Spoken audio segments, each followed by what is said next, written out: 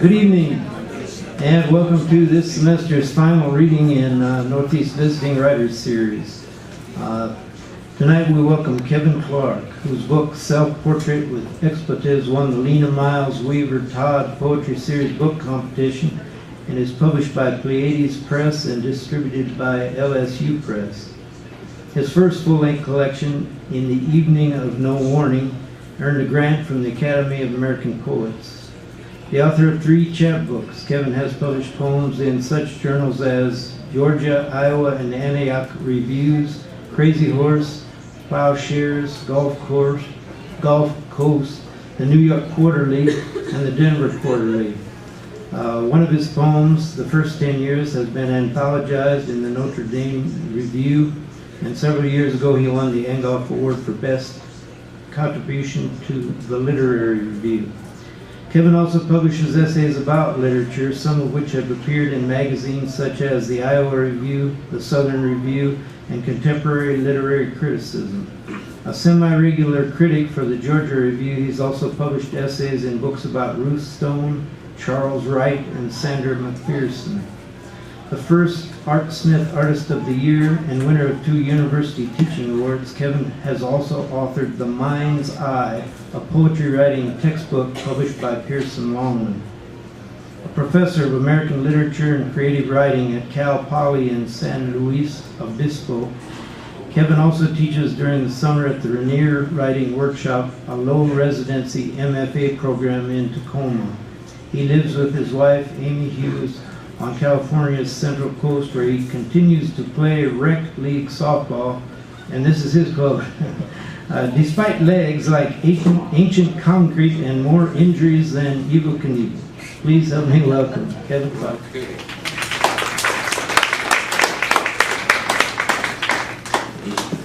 That's true.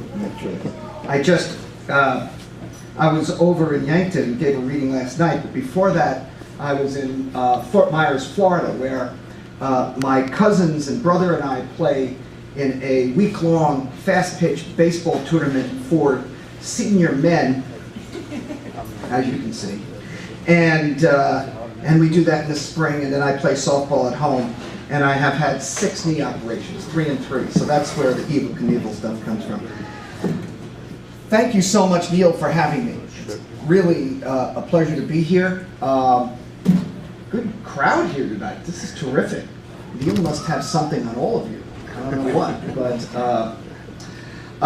so I'm going to do a variety of poems. I'm going to start with the title poem from the first book that Neil mentioned, which is called In the Evening of No Warning.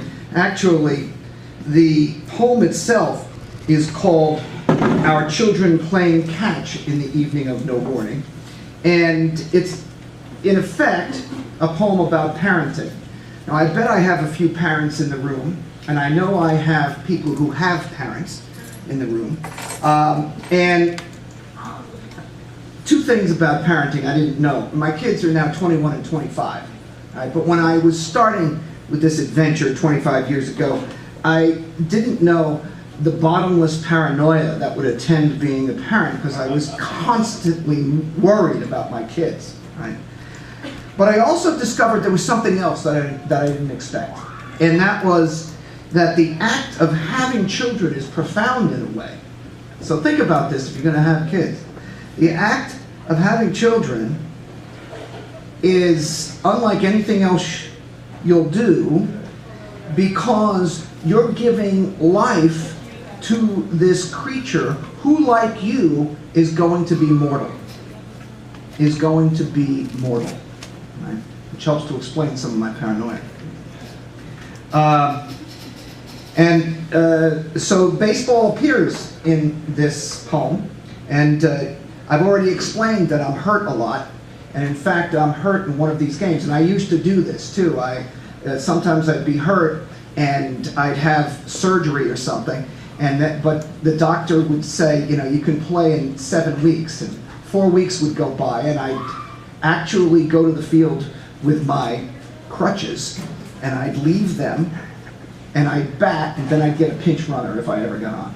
So everybody know what a first base and a third base coach is? right? That tell you whether to keep running or not. Okay, I think that's all you need to know.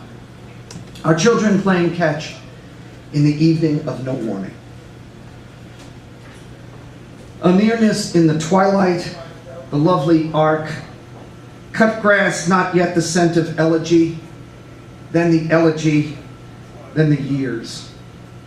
Now my 4-year-old, plying a small ball across the floor at his 9-month sister. My wife, listening behind her book, the dusk rolling over the houses, the fingers of my right hand unfurling to catch a ball my father tosses a year before his death. That old fact so dim today. Such a thing to learn, not deliverance, nor elegy, always the white ball in its sure circuit, the easy backward draw of the glove hand. In the sky above my children, I am playing ball, the warm crutches leaning like a song in the dugout as I limp for the batter's box.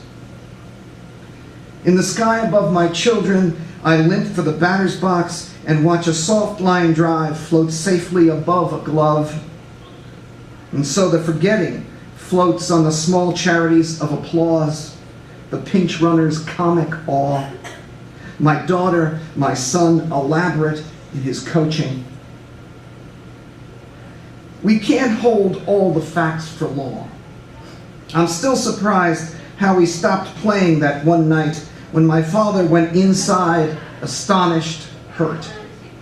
The ball I'd thrown, the crisp, delayed ache when it drilled his forearm, his whispering how it actually hit him that this was not meant to be. There are no signs. That's the problem.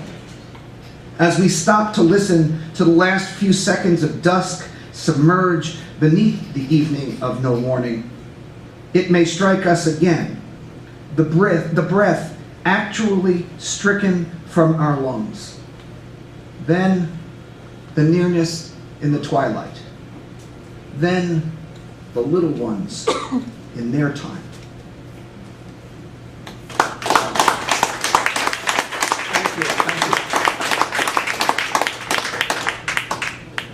Okay, so it was a little sad.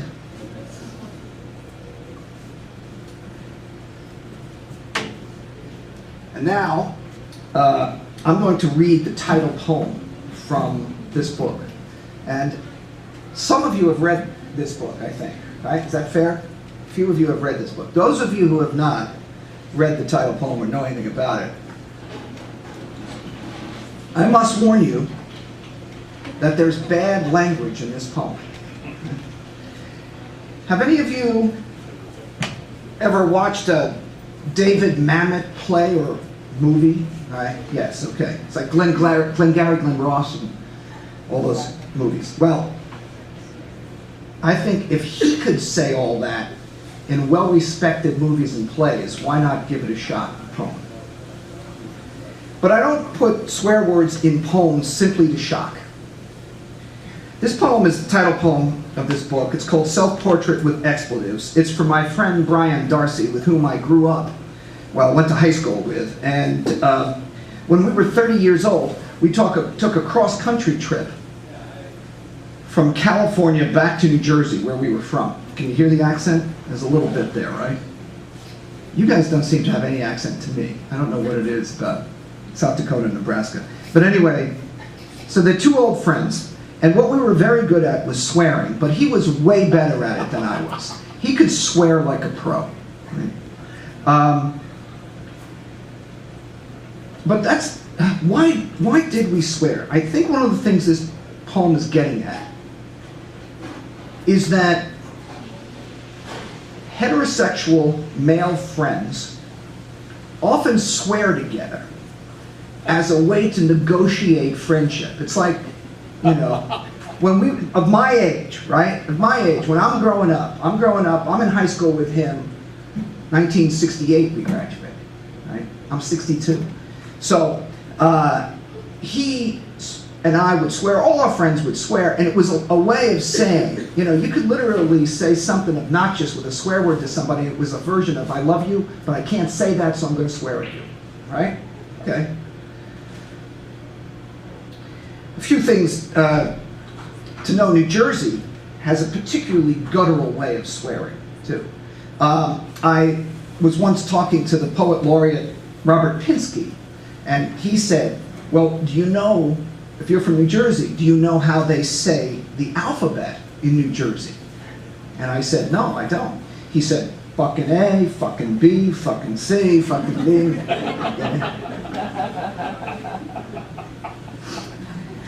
Okay, a few words that come up in the poem. Sackbut horns, those are those long horns that are used often in royal processions and things. Glottal, which is a kind of linguistic term for the sound of speech in the throat. Paisanos, part Italian. Paisano is like the Italian version of a homeboy, right? Italian for countryman, really.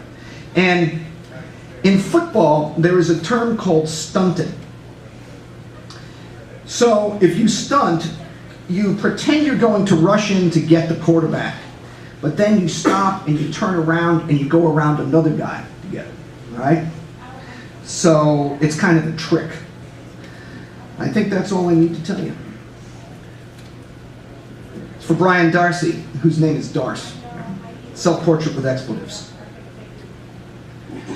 I told Darce I planned on being a pacifist. His lips cut half a grin, said, I'd never get laid. Girls will think you're queer, that's all. It was high school, the suburban 60s.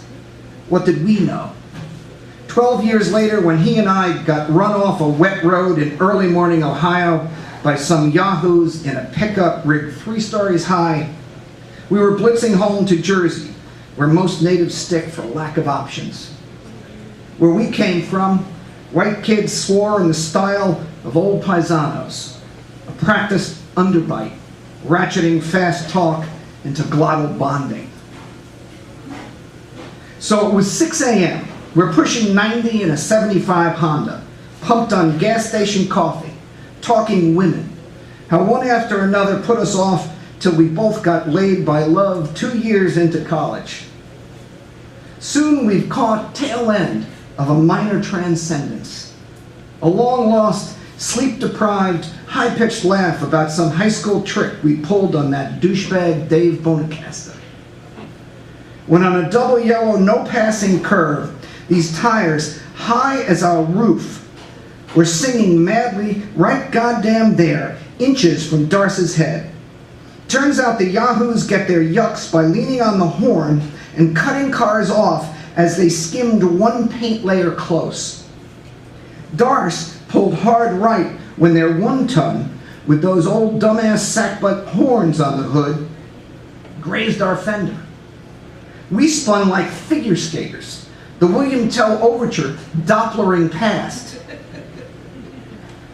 I always wanted to be the kind of guy who'd go macho Buddhist calm in the nightmare screaming face of bad shit. We'd been at a dead stop a good 10 seconds before quiet blew through us.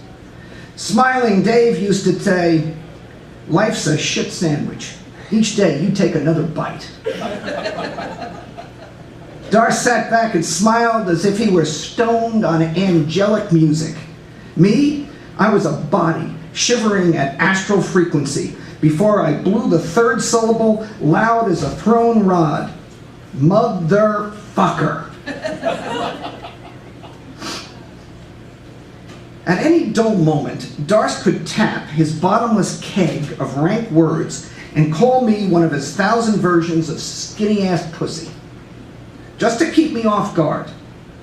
I figured there'd come an opening to sucker punch him into speechlessness with a line just too orbital to take without flinching. Clearly, this would not be that time.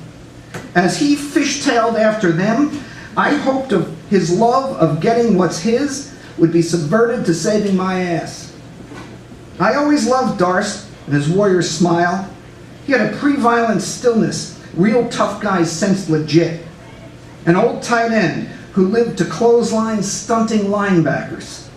An enforcer with an art degree who turned union boss and lived for big dick negotiating. That moment in the two-lane high-speed AM, I was voting for his recessive gene. They lost us in the Midwest mist. We figured they found our California plates an offense against manliness.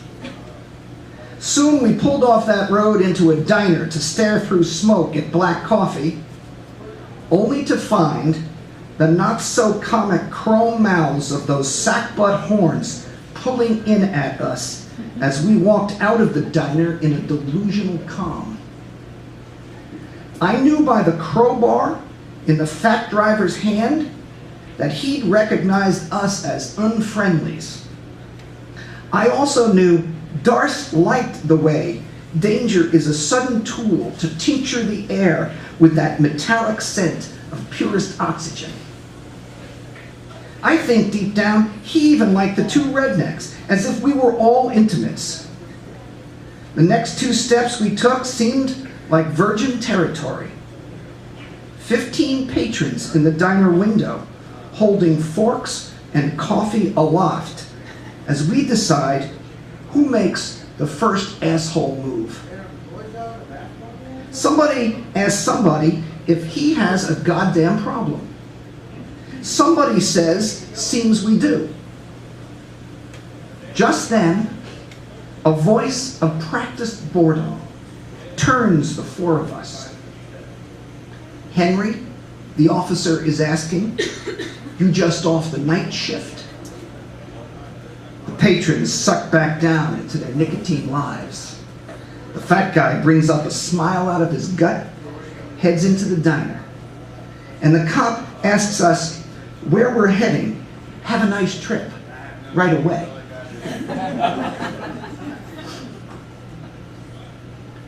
Dave swore he once saw the state border sign read, "Welcome to New Jersey, fuck this shit." A mile past the gap, Darce asked if I didn't think we'd been pussies, just driving off like that. I told him my wife loves the way I can talk like a hood, but admit to terminal pussiness. And that gets you laid, he asked. That's when I saw my opening. Listen, I said, a friend just told me about a new idea these Berkeley shrinks are floating. How we're all born ready to fuck anyone, from gay to straight and in between. Darce just glowed like a Zen mobster. Once more, I knew I couldn't rile him, but I had to finish the loser rap. I told him these philosopher shrinks say, down deep, we're always crying for the sex we won't do. Darce said, that's one assholic theory. Then gunned past a Rheingold semi. You know, I said with half a Lodi look, Dave was right. Each day, you take another bite. I watched his palm cuff the wheel. Then Darce burned a cool smile. His reply, the sound of one hand snapping. Fuck me, he shrugged.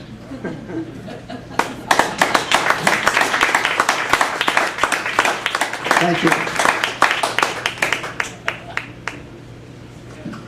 So I'm kind of interested. I'm writing a play with my son. My son's an actor. He's 25 years old. He lives in New York. And I'm writing a play. And one of the things you can see in there that I'm interested in, I know he's very interested in, is the changing characteristics of masculinity now. And how there are all different types of masculinity and what it means, etc. And I was interested in that. Darce, by the way, is a real character. And he is one of the most important people in Southern California. He is the head of the Power and Water Union in Southern California. This makes him one of the most, seriously, one of the most powerful people. Now, all the friends in high school think, I can't believe Darce is that. All the guy knew how to do was swear.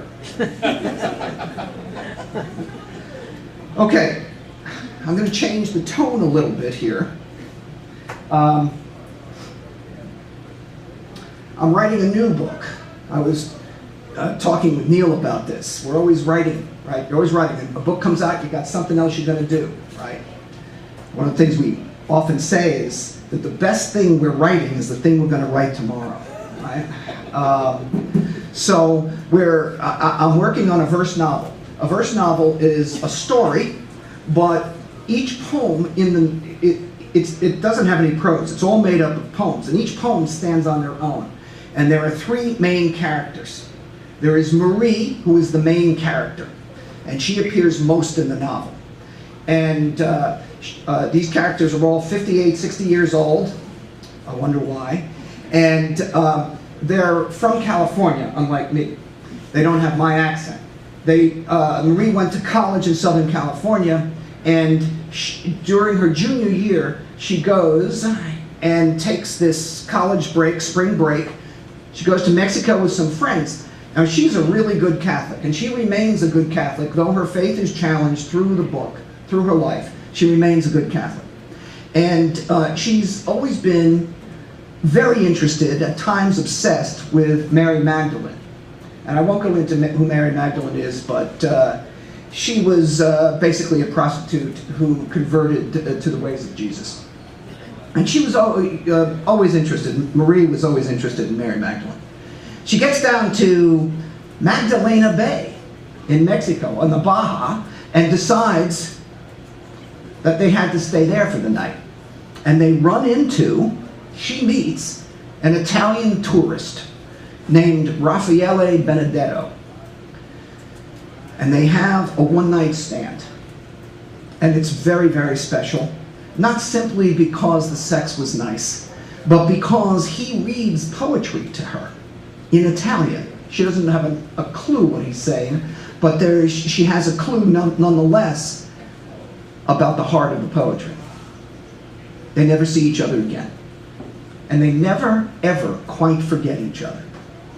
She goes home, graduates from college, and when she's 25 or so, she marries a guy who's a surfer and who ends up owning a surf shop in the Laguna Beach area of Southern California. So, what happens? He is and was a Vietnam vet. He was in the Vietnam War. Things happened in that war that he has never spoken about. And he has been trying to repress them. But as time goes on, he can't, and he becomes psychologically ill. And finally, they have a kid. She graduates from high school, graduates from college. She's always loved her husband, but she can't take it anymore, and she separates from him. For a Catholic, then she gets a divorce. This is very, very difficult. And that's basically the outline of the verse novel. Now, what happens in these poems is that each of these characters considers their lives in terms of intimacy, love, spirituality, especially God, especially religion, and sex, sexual love. What went right, but what went wrong? So this first poem is called The Art of the Bustle. Now, I bet some of the guys here might not know what a bustle is, but I'm betting most of the women, I wonder if the young women, I bet even the young women, do you guys know what a bustle is on a wedding dress? You know? Anybody know? Yes, see, we got some nodding here, right? So do you know what a bustle is on a wedding dress? No, right? Right. I didn't either, but 2 years ago I was at a wedding and my wife said, "Oh, look at the bustle, it's done so beautifully." I was like, "What?" And she said it's where they gather up the train of the back of the dress and they make it really beautiful, right? And I said it was pretty beautiful, I have to admit. So this is called The Art of the Bustle. And Marie is thinking back about all the things that conflicted her about sexuality. Her parents were very loving. And yet she had an aunt who, unlike her very Catholic mother, who has a very healthy relationship with her Catholic father, Aunt Rosa, did some bad stuff, right? As you'll see here. One other thing. There's a word in here that comes up. If there's any Catholics, is there anybody who's a practicing Catholic here? Anybody? Okay, so do you guys know what a scapular is? No, it's old-fashioned. Do you? You know what a scapular is? See, they don't use them much anymore. But a scapular is usually a felt rectangle with the image of the Virgin Mary generally on it, though it can have other images on it. And it's got green ribbon or some kind of ribbon around it, and you wear it under your clothes. Do you know what it is now? Do you have one? Did you have one? Okay. All right, so you have to know that. I think that's all. This is called The Art of the Bustle. By the way, everything that Marie writes is in quatrains, 4-line stanzas. Right? Everything that Raffaele writes is in irregular stanzas, just kind of free verse. And everything that Jesse, the ex-husband, writes is in very rigid 3-line stanzas without any punctuation, because he's trying to hold everything together and it's not. The Art of the Bustle. I can remember the pink oleander widening in breeze above double doors, while the bride and groom in sheer white plunged as one through the cheering crowd. My mother bent down, pointed out for me the art of the bustle. The gown's long train gathered up behind the streaming bride. I was laughing for no reason other than all the people gone silly with bliss and beauty. My father cocked his head and stared with us at the floral center of that puffed out lace and tulle. We followed into the club courtyard where Father Doyle raised his arm for quiet. Not a week before, after yet another wounded call from unmarried Aunt Rosa, who, it was said, once gave up a baby for God, my mother came into my room to sit on my bed, held my hand, made me promise I wouldn't grow up too fast. Then she handed me a scapular, its green ribbons sewn to a felt image of Mary.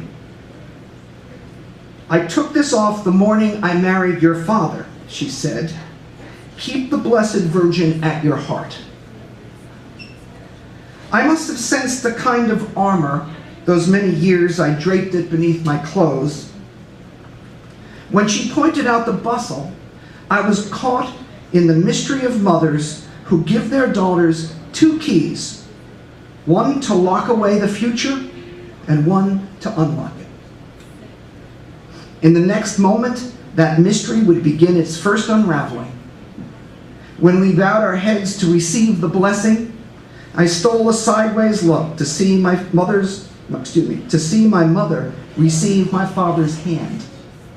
Then, as the priest chanted the prayer, one long finger stroked and stroked the heart of her cupped palm, a deep pink bud. I just turned 10. We all said, Amen. Thank you. So, for a lot of people growing up, but especially for a lot of Catholic kids, and especially for a lot of Catholic girls, you'd see your parents being very sexual, but sex was off limits as well. And there was a lot of kind of give and take about how am I supposed to behave. And so the book takes up a lot of that. Raffaele, on the other hand, is Italian. Okay? He's not American Catholic, Italian Catholic, and he kind of has a much looser definition of morals. Right? And so this poem takes place 2/3 of the way through the book. He's alone. He's been basically a playboy, but he's also a very good scholar. He's a writer, and he's interested in the poetry of Eugenio Montale, who is the great Italian poet of the first 60 years of the 20th century. And Raffaele grew up in Monterosso, which is this beautiful place in Cinque Terre, which is almost impossible to get to. Until recently, until like the last several years, you could only get there by train or boat. And it's fabulously beautiful. This is where he grew up seducing all of these women, all of these tourists from all these countries would come. I've been there 3 different times. It's just wonderful. But all these tourists would go there. But he's saddened by something because it's like he thinks if he has perfect sex, somehow, he will find God. Right? Maybe yes, maybe no, but he's not there. I think that's all you need to know. I will say that some people, so I guess this is another warning, have said that this is the sexiest poem I've ever written. You be the judge, Hap. You'll hear some things tonight. You can be the judge. I did not read this up at Mount Marty. I was told. I sent a few of these poems and I was told. But then I asked Neil, so if you're insulted by any of this, you blame him. He said I could do anything I want here. Right. The Times at Monterosso. Oh, it's such a beautiful place. Those houses in their aqua and umber faces, the urgent pastels. As I hurried to turn the pages of the unwritten diary, each new sheet owned the same story in the same cursive.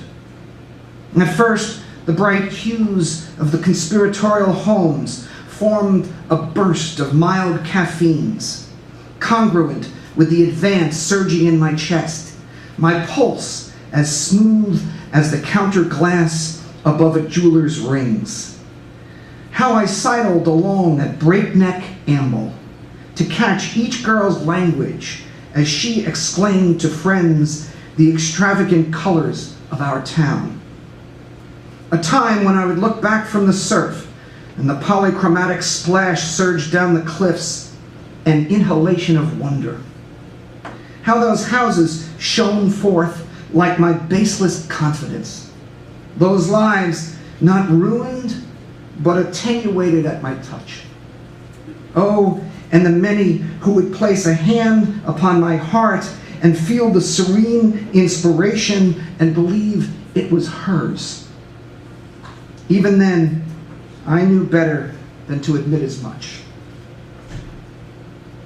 Occasionally, as if charmed by a rumor, I turned to the sea, the chromatism of the old houses like an aberrant stain flashing on the back of my shirt. Likewise, averse to the many declarations whispered in my ear, the perfumed goodbyes, all the unanswered letters in my bottom drawer, I would stare westward as if the horizon were a long amen stretched into an alto chant at the end of a prayer I'd not yet learned. Late at night, alone at home in my bed, the residual perfume and musk would continue to rise like fresh steam from my skin. And in the sheer narcissism of my desire, I became each item of clothing once more as it fell away, and I relived the narcotic swoon of such descent. A white, sleeveless blouse, light as the room's breath, unbuttoned and sinking with me through the invisible drafts at our knees, and the barrette placed down without sound upon the night table, and the belt slipping onto the dark floor with me, and the black stretch of pants down over the hips, over the knees, into the loam of dark with me, and the black bra holding to each breast for the briefest instant before it relents and falls with me. And finally, I breathe as slowly as my chest allows, waiting while the last summons, the sheerest triangular idea, hardly a garment, gives way, and the two of us drop into the linen gatherings like shadows. Sequestered by these cliffs and sea, we were all free of the great wars. Permission had been given us.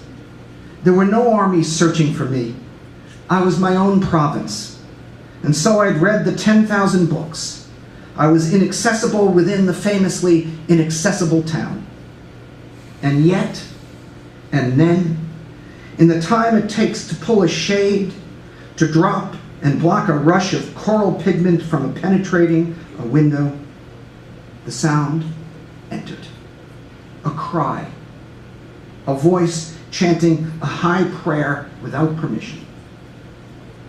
My old friend Paolo teased me how surely, as she left me, the Canadian girl's desperate wail from the train had undone me. Perhaps he knew there had always been more, some other self, dedicated not merely to the plummeting that shapes surrender, that beneath my lust, suddenly it was clear, all along, an irreducible, colorless gist had been pressing further and further into the dark, probing for the lost God, attendant upon the fall of each tossed garment.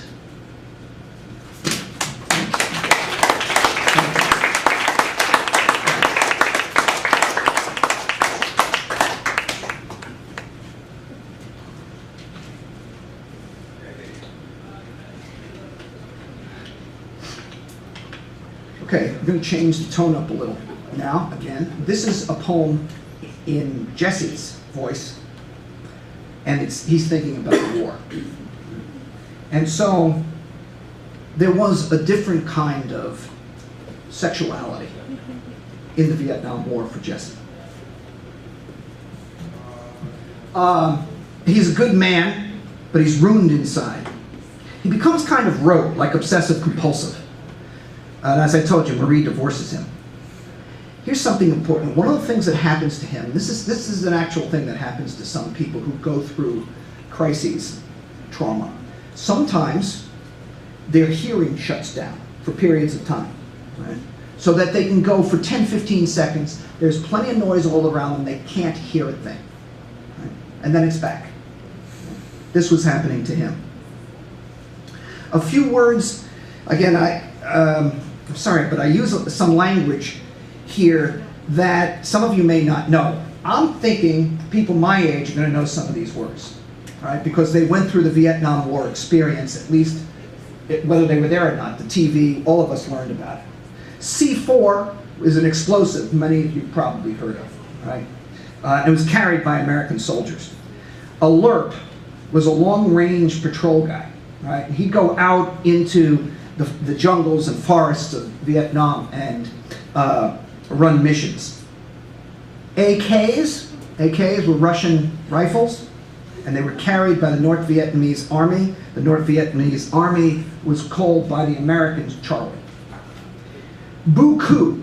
Bu Cu is a patois term that comes from French, but that the Vietnamese would use, and it basically meant very big, and the soldiers picked it up.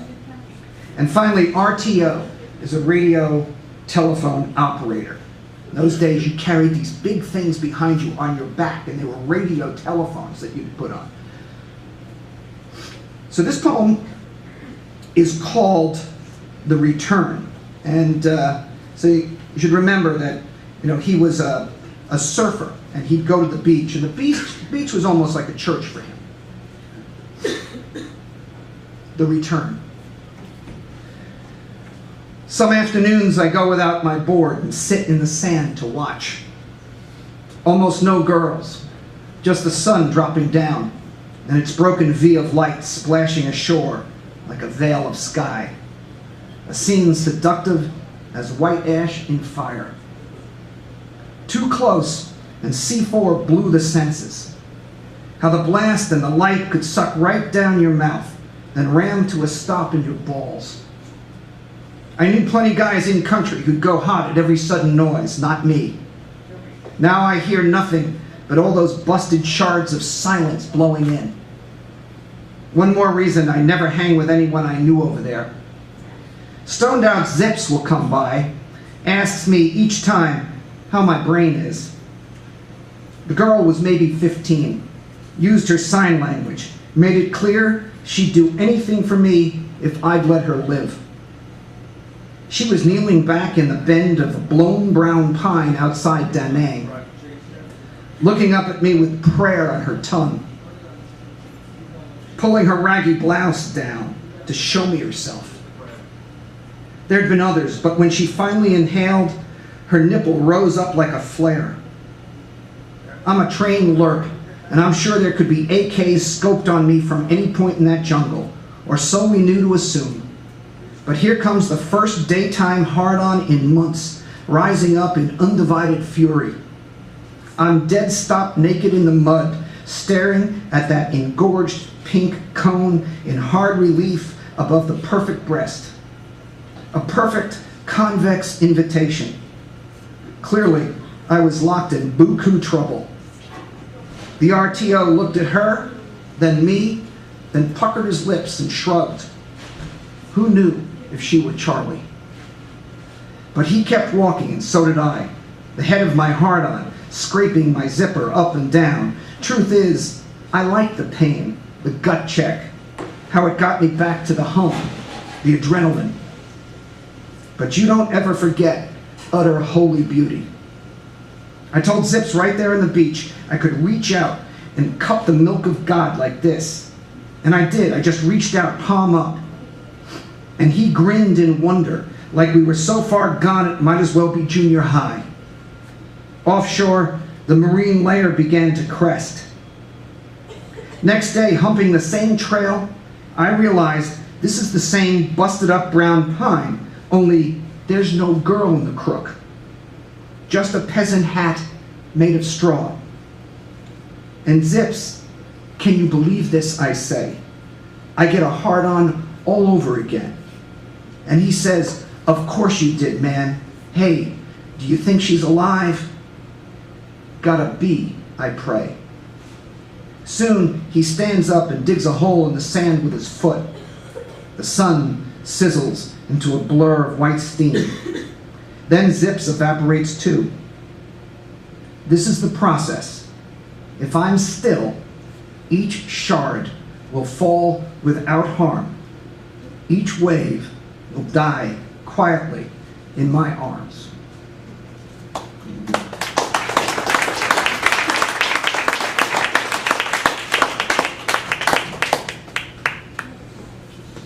Couple more.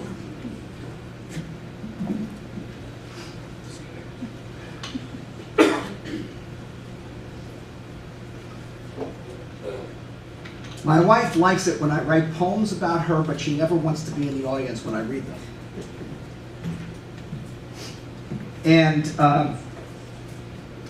this is a poem about, well, what happened is she went back east to college, and so she went back to a reunion, and they were having an auction. They auctioned all this stuff up to raise money for the college.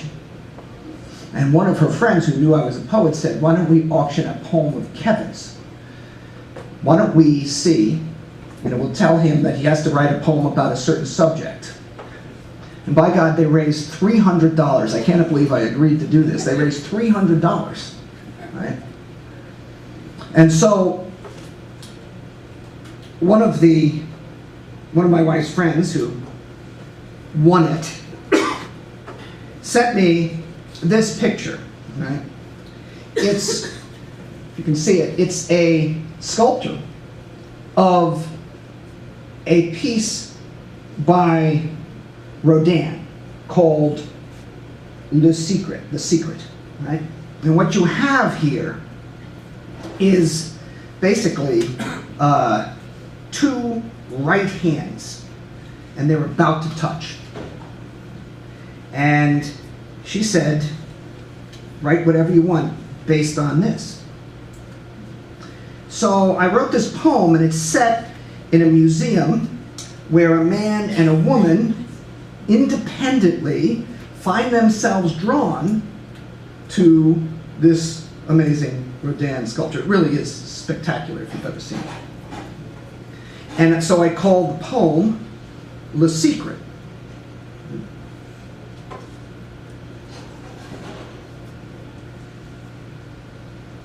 The Secret, after Rodin.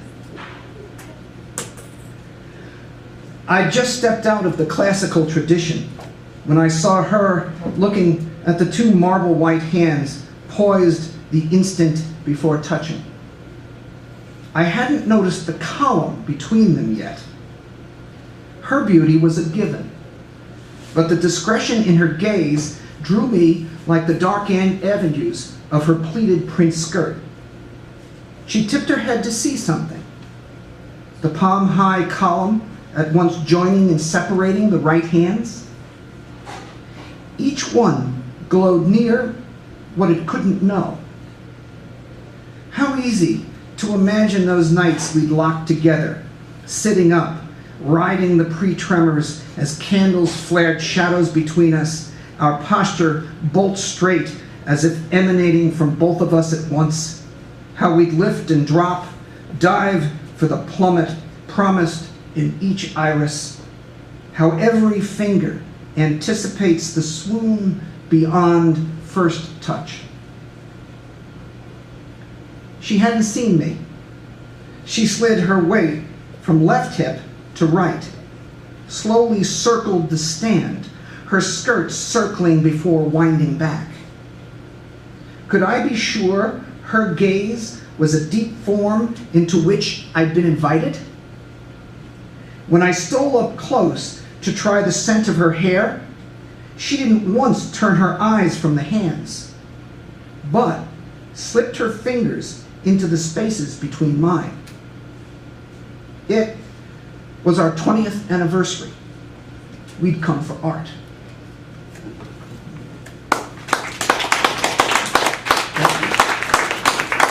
Two more poems? Is that good? Okay, two more poems and then Q&A, I guess, okay? Since my wife loves the poem and does not like, you can see why she might not like to be there.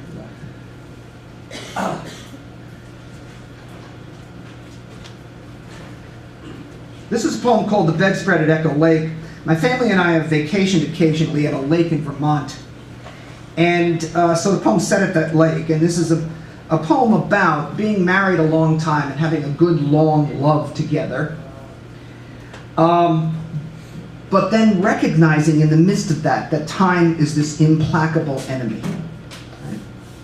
The younger people will get to see this soon enough, right? When does it start among Americans, start worrying about mortality? Late 20s? Maybe? 30? Yeah. So in effect, this is the oldest story in a way. Anyway, it's really a poem. On one hand, it's just a poem about making the bed, right? And then it's a poem about a whole bunch, something entirely else. The bedspread at Echo Lake. Later, after canoeing, after we've entered each other in clenched parental silence, the lake-reflected sunlight catches the white bedspread we hold aloft, too briefly. Riding nothing but rogue luck, I hold off this old sadness. In Vermont's gray luster before dawn, we stretch the fabric chest high above the blue blanket, pulled smooth as the surface of the lake those hours ago when she woke me to dress while the kids slept. I can't help it. I want her touch, the cedar walls, that freshwater quiet. I want it all to go on, the canoe forever trailing its V toward the little island where the egret on the high branch held out one snowy sail. Barely, she tugs the spread, and I look up from the water. She's there on the other side, waiting out my grip, giving the taut cloth a second tug, giving me that wry smile, as if to say, it's morning, there's no better time to make a bed. And so, in finite unison, we nod, we let go. A single white wing descending as slowly as it can. Thank you.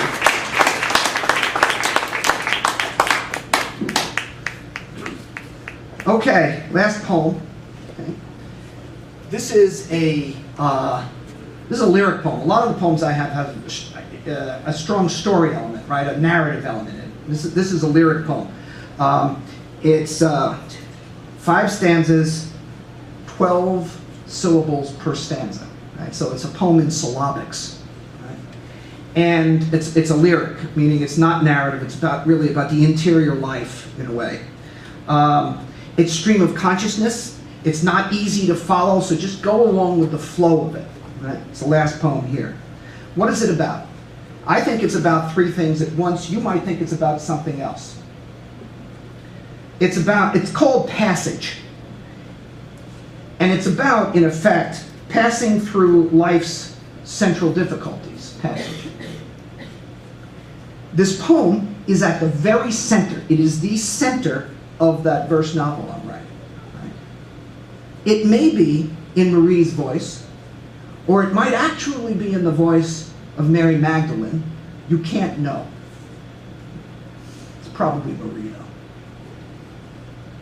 It's also about finding sexual love and release and intimacy, which isn't easy, especially in Marie's head.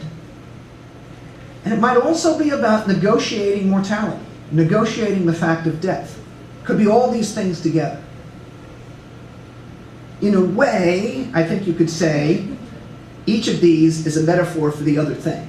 It gets confusing, I know, but I said, what the hell, let's give it a shot. So here we are. Passage.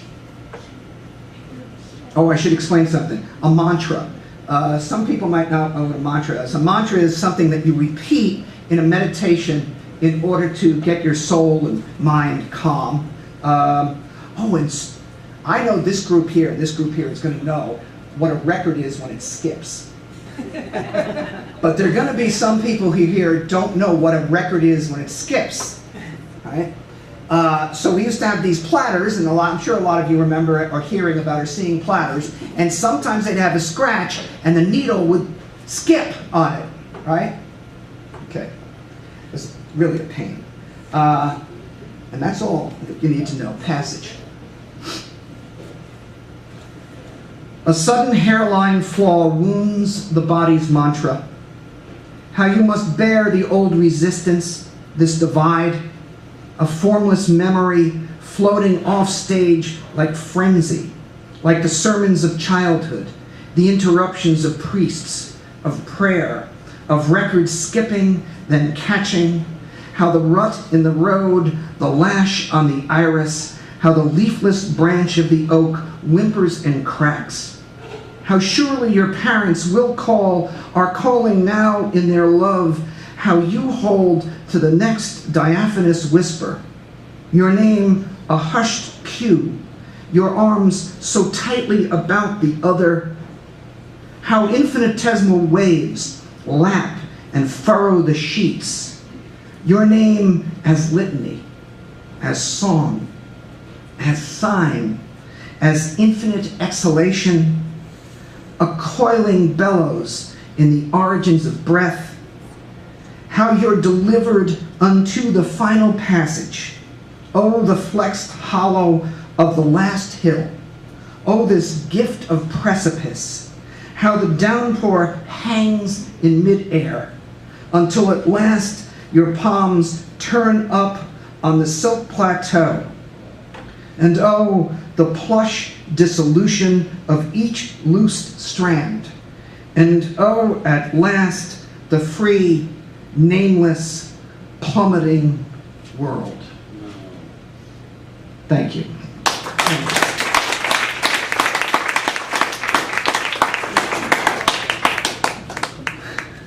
So, if we talked about if you had any questions, I'd be glad to answer questions about any of this or poetry writing in general, or I won't answer much about surfing, but I will talk about baseball. Anything you'd like to talk about?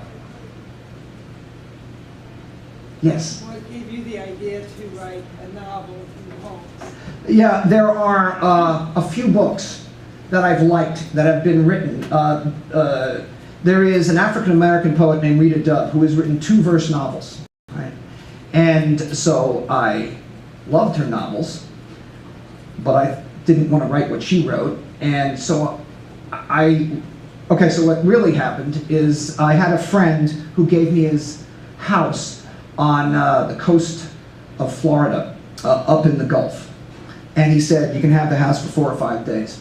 And I wrote a long poem about a woman who thought she was going to leave her husband. This poem was really terrible. It's a rotten, terrible, awful poem, right? But it gave me an idea, right? And I put it away for a year. And I came back to it. I went away to another beach town, this one in California, and I started writing. And then it got to me the last day I was there. I can write all about that woman, right? But I can make it this verse novel. And then I started to think, well, who's she married to? Well, why is she upset? Oh, there's Raffaele. And that's how it happened. And the more you write these things, the more poems you write, the more things happen. It's like with the play with my son that my son and I are writing.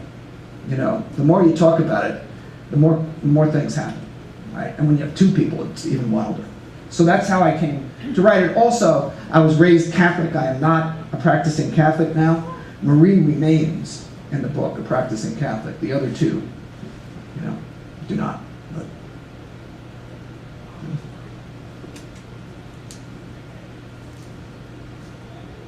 I just can't help but celebrate your life. Oh, well, thank you. All the pieces. Yeah, thank you. You know, my father was a writer, but not a creative writer.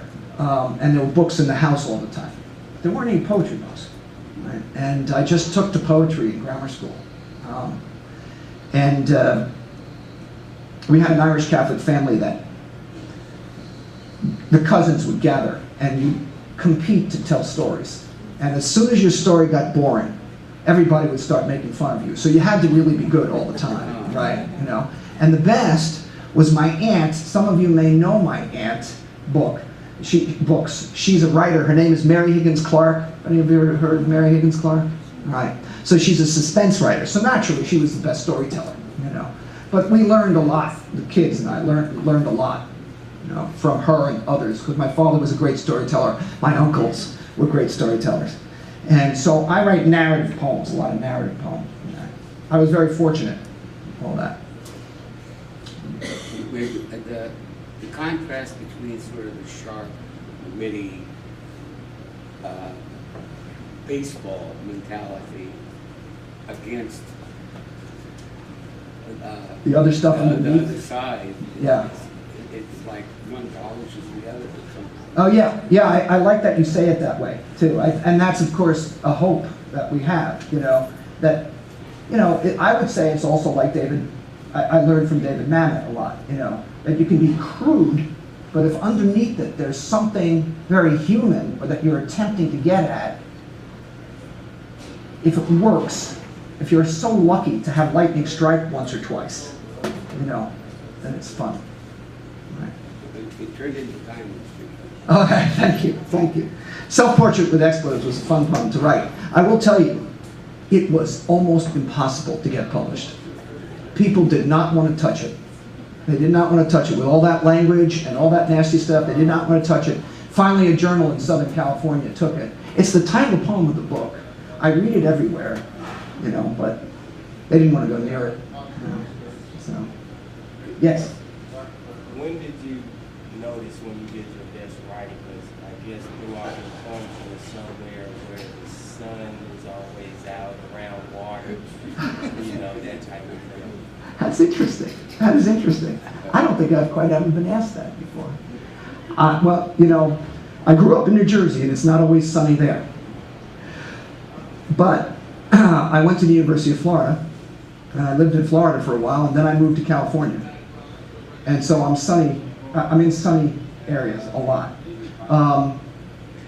But you know, more than that, the sun can operate as a kind of illumination, right? Where you can't hide from certain things. It gives pleasure, but it also reveals. And I think intuitively, that just appears in my poems in order to illuminate something. And I don't even know. When I'm sitting down to write, I don't know what I'm going to write. I know what these characters in this first novel have gone through to a point, but I don't know the details. And I start to write and I find out. And sometimes the sun shows up. But for Raffaele, he lives on the coast of Italy, and he comes back late in life, 60-something years old, and he's messed up. And it's fog. It's fog, right? So, does that help to answer?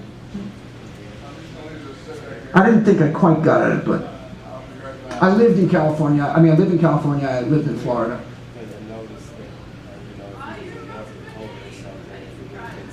It would have been entirely different. It would have been entirely different. Or Seattle, right? Or, I mean, I've only lived in New Jersey, Florida, and California, right? But it clearly would have been done. And I do have, I mean, you can see the poems, that poem about two New Jersey guys. I mean, you know, I have written about New Jersey in other poems. It's not my gig, really, somehow. The play is all about New Jersey. All right. That I'm really excited about, too. So.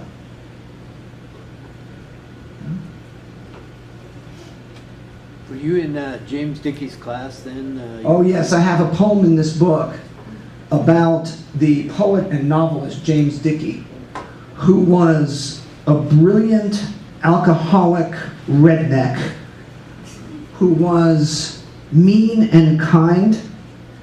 He was an asshole, and he was a fabulous person. He was horribly conflicted. And he was, more than anybody else I think I've ever met, compelled to demonstrate his masculinity, constantly. And he wrote the novel Deliverance, which the movie was based on. And in fact, he was the sheriff at the end of the novel. And so he came to my class the year after the movie came out. I was in graduate school at the University of Florida, and he was drunk. And he wore the, Burt Reynolds wore this kind of black water outfit, like a wetsuit, right, in the movie. And he was wearing that. And he took the top off and he had his Clemson football jersey. Dickey played football for Clemson underneath it. I mean, you can see the masculinity. I mean, right? And then he had an Australian bushman's cap on with a feather coming out of it. The guy was crazy, crazy. Take care, thank you. So, and he did some bad things, but he showed, I read all his poetry. I learned a tremendous amount. I have a poem in the book about some of the bad stuff he did, but what I also learned. And I will just say, he backhanded somebody in class. He slapped somebody with a backhand in class when I was there, right? So I have never seen such a thing. I have never seen such a thing since. Right? So, but he was nutty. But you know, you turn those things into art if you can, you know. So, okay, well, I guess that's it. Anything? Well, thank you. Thank you. It was a great audience here. Great place to read. Thank you all.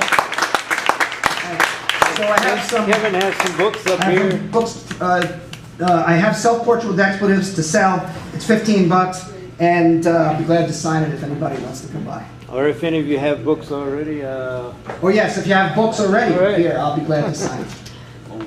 Thank you, Kevin. Thank you.